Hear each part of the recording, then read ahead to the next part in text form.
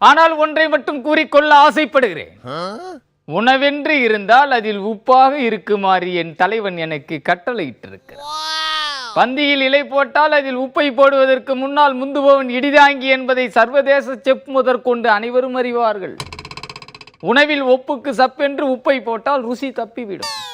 உணவில் உப்பு என்பது மிதமாக இருக்க வேண்டும். மாண்பு மிகுந்தவர்களுக்கு உப்பை மிகுதியாக போட்டுவிட்டால் பிறகு இடிதாங்கியை உள்ளளவும் நினைத்து நினைத்து உதைப்பது உண்மை. அதாவது அளவுக்கு அதிகமாக உப்பை கொட்டினால் உப்பியல் சதி வெளியாகும் என்பது விதி. உப்பை தின்றவன் தண்ணி குடிப்பான், ஊறுகாயை தின்றவன் தண்ணி அடிப்பான் என்று டாஸ்மார்க்கிசத்தில் குவார்ட்டர் பேஜ் அளவுக்கு குறிக்கப்பட்டுள்ளது.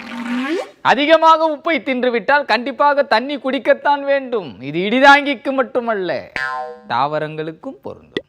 கண்ட யூரியாக்களை பயிருக்கு படைத்தால் உப்பு தின்றவன் கொண்டா கொண்டா என்று அண்டா நிறைய தண்ணீர் வாங்கி குடித்து கொண்டே இருக்கும்.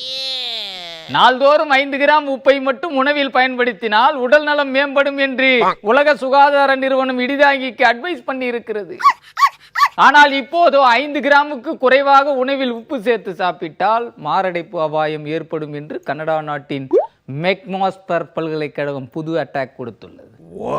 ஆக அதிக அளவு உப்பை சம்பா பயிர் தின்றாலும் சரி அல்லது சாம்பார் தின்றாலும் சரி சங்கதி சிக்கலாகிவிடும் என்று நைனா சபை நைசாக சொல்லியிருக்கிறது. ஆக இடிதாங்கியின் வாழ்க்கை எப்போதும் உப்பை சுற்றியே உருண்டு கொண்டிருக்கிறது. தண்டியில் ஆரம்பித்து தற்சமயம் தடியடியில் முடிந்த போராட்டம் வரைக்கும் உப்பு கடலை சுற்றியேதான் சுண்டல் விற்று கொண்டிருக்கிறான் இடிதாங்கி. வங்காள விரிகுடாவுக்கும் இடிதாங்கியின் விரிந்த வயிற்றில் சுருண்டு கிடக்கும் குடலுக்கும் நிறைய சம்பந்தம் இருக்கிறது. மீன் செத்தா கருவாடு, மீனவன் செத்தால் கடிதாசி. கருவாட்டுக்கு கேரண்டி உப்பு, ஆனால் மீனவன் செத்தா கருவாடு என்று சொல்லிவிட முடியுமா? நெவர். மீனவன் செத்தா கடிதாசி கேரண்டி. அந்த கடிதாசியில் கல் உப்பை போல கையொப்பம் போட்டு அனுப்பினால் அதை டில்லி மேஜையில் காய போட்டு கருவாடாக்கி அதன் பின்னர் டஸ்ட்பின்னில் போட்டு அடைத்து குப்பை மேலாண்மை ஆபீசர்களுக்கு அனுப்பிவிடுவார்கள். இப்படி மாறி மாறி நடக்கும் கடிதாசி பரிவர்த்தனையில் இடிதாங்கி நம்பும் இறையாண்மை பல்லை காட்டி கொண்டு சிரிக்கிறது.